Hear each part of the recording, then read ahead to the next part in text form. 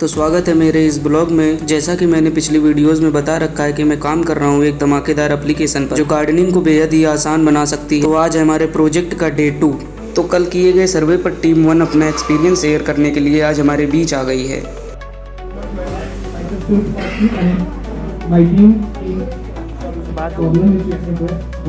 दुनिया और इंडिया की सबसे बड़ी हेल्थ प्रॉब्लम है।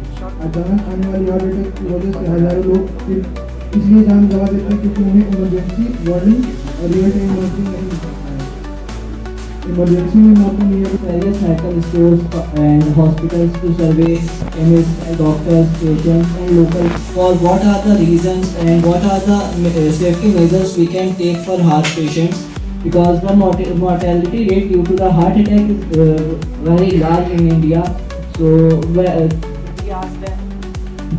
we asked them what are the reasons, and they said that most of the people get confused with the gastric problems and heart attacks. And सही में heart attack ऐसा होता है कि हार्ट अटैक कभी ECG report भी एकदम accurate नहीं हो पाती, समटाइम्स उसमें भी एरर प्रॉब्लम होती है। तो उसको ओवरकम करने के लिए एआई डिटेक्शन का भी हम लोगों को सोल्यूशन मिला। In the food mart and in the grocery shops, so our aim is that we want to know that what they can do with that expired food. So we go to the food shops and the grocery shops and we want to know that what they रखते हैं तो उनके shop के सामने गंदगी नहीं होगी।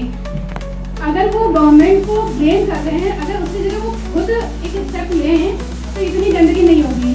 तो हम ये जो करते हैं ना कि गवर्नमेंट को हर चीज़ के लिए ब्लेम करते हैं, ये चीज़ गलत है।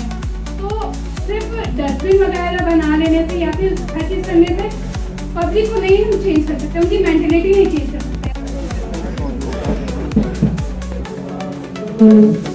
good morning everyone.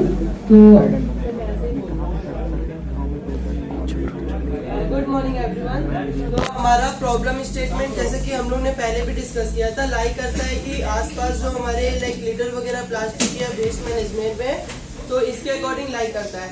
तो कल हम लोग ने पहले डीप रिसर्च किया और हम लोग ने पहले फॉर्म किया कि हमें करना क्या है। तो हम लोग ने पार्टिकुलर इसको 3 कैटेगरी में डिवाइड किया। पहले तो हम आसपास के सिटीजन या नॉर्मल घरों में गए, ऐसे ही नॉर्मली जाके, इवन तो हम लोग ने AKTU के जो सफाई कर्मी लोग हैं उनसे भी बात किया, और साथ में हम लोग नॉर्मल आसपास की बिठौली क्रॉसिंग पे जहाँ पे घर वगैरह है, बगल में अगर कुछ बहुत सारे कचड़े वगैरह तो उनसे पता कि वो करते क्या है। तो उसमें हमने पाया कि वो बोल रहे कि हम कुछ नहीं करते। अगर नगर निगम वाले कभी आते हैं तो हम लोग उनसे ऐसे बोल देते हैं। तो हम लोग ने बोला गवर्नमेंट ने तो पहले ही ऐसा ऐप बना दिया, हम लोग ने अपने आप को नीचे किया और बोला कि गवर्नमेंट ने तो ऐप बना रखा है। इवन तो लखनऊ की या प्रयागराज की म्युनिसिपल कॉर्पोरेशन की खुद की वेबसाइट है, लेकिन सबको तो अगर वहाँ पे आपने सिलेक्ट किया कि लखनऊ के इस जोनल एरिया में हमें कचरे की शिकायत है, तो वो हमारे पास डायरेक्ट नहीं आएगा। पहले वो जाता है सेंट्रल गवर्नमेंट के पास, सेंट्रल गवर्नमेंट उसको डेटा को डिफाइन करती है, फिर भेजती है अलग अलग जगह पे, और इसको आने में कम से कम 20 दिन हो जाएगा। क्या पता वो सही में मर जाए बदबू से इंसान। तो ये प्रॉब्लम होती है। तो हम लोग ने बात किया कि अब हमारा सॉल्यूशन क्या था। हम लोग ने बोला कि अगर हम लोग कुछ ऐसा ऐप बना दिए, हमारा पहला सॉल्यूशन है कि बना दे जहाँ पे अगर यूजर उसको डायरेक्ट स्कैन कर रहा है, उसको कुछ नहीं पता है, अगर अनपढ़ इंसान भी होगा उसको भी अगर स्कैन करना होगा तो वो डायरेक्ट जाके स्कैन करेगा। उस डेटा को हम लोग जियो टैग आपके सर्वर पे अगर हम लोग अपलोड कर देंगे तो क्या आप एक्सेस ले पाओगे। तो उन्होंने बोला कि ये तो अच्छी चीज है, ये पहला हुआ। सेकंड हम लोग ने प्रॉब्लम क्या किया कि जो कचरे वाली गाड़ी आती है वो हर जगह जाती है घर घर पे। तो हम लोग ने उन कचरे वाली गाड़ी वाले भैया से भी बात किया कि आप कैसे किधर जाते हो, क्या टाइमिंग है, कैसे कलेक्ट करते हो।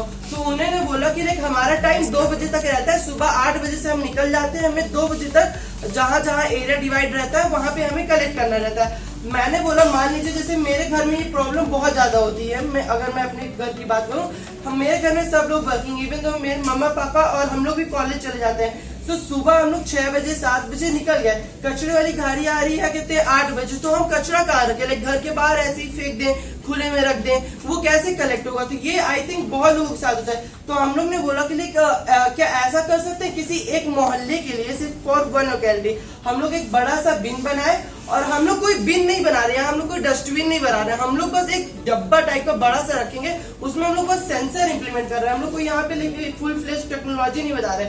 क्या कर रहे हैं कि पूरे दिन जो मतलब 24 घंटे में हो, लोग जब भी खाली हो उस लोकेलिटी के, तो उस कचरे मतलब डब्बे में जाके करें। जैसे ही एक बार वो मतलब 80% फिल होता है, तो उसके बाद हमारा ऐप काम करेगा, हमारा सेंसर काम करेगा, और वो नोटिफिकेशन कचरे वाले भैया को जाएगा, और वो एक टाइम पे आके उसको निकाल के चले जाएंगे। पहला इससे क्या हो रहा है कि मतलब उनको घर घर घूमना नहीं पड़ रहा है, या कहते हैं फ्यूलिंग की कॉस्ट बच रही, और उनको ना हैक्टिक है, और इवन तो ना हम लोग को हैक्टिक है, अरे गाड़ी वाला आ गया है, गाना बजाते चलो घर से निकल के कोई सेकंड फ्लोर पे चलो वो करो यहाँ रखो। तो इससे ये भी है कि मतलब जल्दी जगह। तो लाइक अभी तो हम लोग ने यही सोचा है। और अब मैं बता देता हूँ, ये जो आपने बताया है सोल्यूशन, जैसे कि आपने ऐड किया था कि गाड़ी वालों को जाना नहीं पड़ेगा, तो ऐसा सेंसर लगाने के बाद ऐसा क्या होगा कि जिससे घर से वो लोग निकलेंगे और गाड़ी वालों को फिर नहीं जाना पड़ेगा। अरे गाड़ी वालों को जाना पड़ेगा कॉलोनी, बाहर जाना पड़ेगा, घर में नहीं जाना पड़ेगा, कॉलोनी में जाना। और हाँ, वो दूसरा जो आपने बताया है बिन वाला ना, वो अपार्टमेंट्स में होता है, जहाँ बहुत बड़े अपार्टमेंट्स होते हैं या बिल्डिंग होती है, तो नीचे ये बिन बना हुआ है। लेकिन अगर आप लोकेलिटी में देखोगे, अगर हम लोग किसी कॉलोनी में चले जाए, तो वहाँ पे तो ऐसा कोई बिन नहीं बनाया गया था कि आप बस घर से बाहर हाथों निकाल के अपना जमा कर दो, आके जमा कर ले। आपको लाइक अगर वो आता है तो आप घर से निकल के फेंको अपने खुद की जो डस्टबिन है, या तो फिर आप पेपर बैग्स वगैरह रखो बाहर, तो वो भी मतलब feasible है। Your problem statement. The problem statement which you have done survey for. You will be doing pre-analysis for that one. Design thinking phases. So empathize, define, ideate, prototype and test. You have covered till the empathize one. Today define. You will be looking about the define.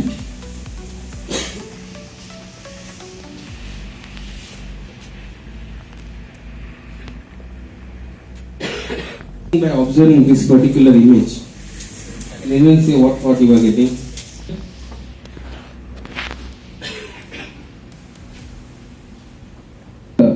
Tree structure, which defines the cause and effect of a particular problem.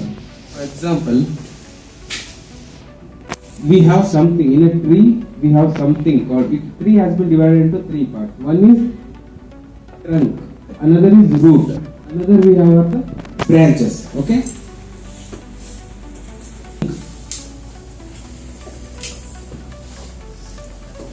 Trunk is the main problem. The main problem. For example, the problem statement which you guys have identified. The problem statement which you guys have gone for survey. Okay, let me take another cause so that you people can easily go to the root. Let me take another cause. Single use of plastics, that is plastic bottle. Single plastic causes the waste in the campus. That is first level. Single plastics like bottles, water bottles, they are all causing the waste in the campus. That is my upper layer. Why single plastics causing the waste? Can you answer? Why? It does not get decomposed. Yeah, it does not get decomposed easily. Then why? If we ask why it does not decompose easily?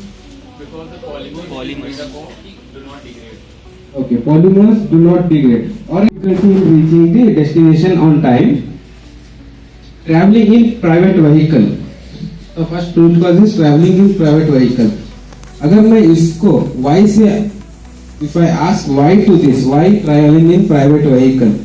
If you answer like I travel in private vehicle because I want to reach early. Connection to the root cause is similar. Why you use dustbin? Because I want to keep the campus clean. So that answer ends there itself. So you have to think while answering. You have to think while answering what you are answering, whether it is taking me deeper into the root or whether it is my ending my conversation there itself. If you say here that I travel in private vehicle because I want to go to office early, then there is an end of that particular statement itself. तो हमारे sir के द्वारा दिए गए instructions अपने project के advantage और disadvantage को तह तक समझने के लिए स्टेप बाय स्टेप लिखा और उनको सॉल्व करने की कोशिश की।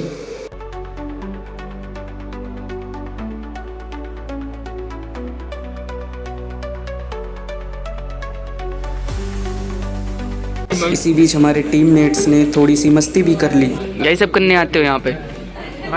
इसी के साथ हमारे लंच का टाइम हो जाता है, तो अपनी क्लासरूम से निकलकर हम कैंपस के बाहर जाने लगते हैं। गेट से निकल के देखा तो बहुत तेज बारिश हो रही थी, तो हम लोग वापस हो लिए और लिफ्ट से बेसमेंट में चले गए।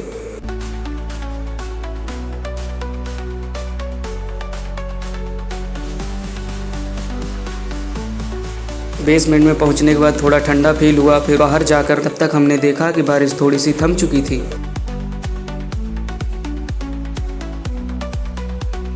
अपने देखा हमारी हॉस्टल वाली गली एकदम पानी से भरी हुई थी। खाना खाने के बाद हम फिर से चल देते हैं अपने कैंपस की तरफ, तो हमारे साथ हमारा टॉमी भी चल देता है। खाने के साथ कुछ मीठा हो जाए इसीलिए हमारा दोस्त हमारे लिए टॉफ़ी भी ले आता है। हमने देखा कि बारिश पूरी तरह से बंद हो चुकी थी और जल्दी जल्दी में हम चप्पल पहन के ही चले आए थे।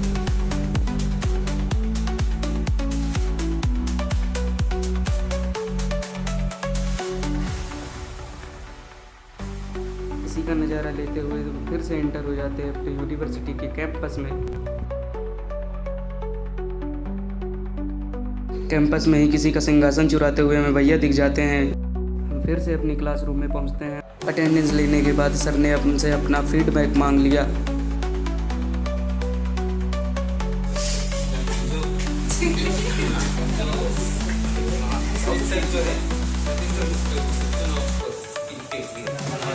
Now the youngsters are changing. I have seen so many people. People are really good. आप में भी अगर मैं रोबोटिक्स को देखूं, आपको देखूं तो you are far better than me. Thank you sir.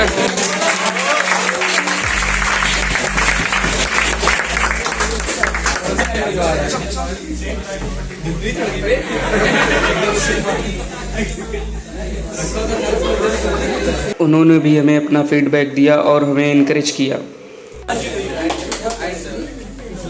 If robotic students ask me, I can say that you people are far better.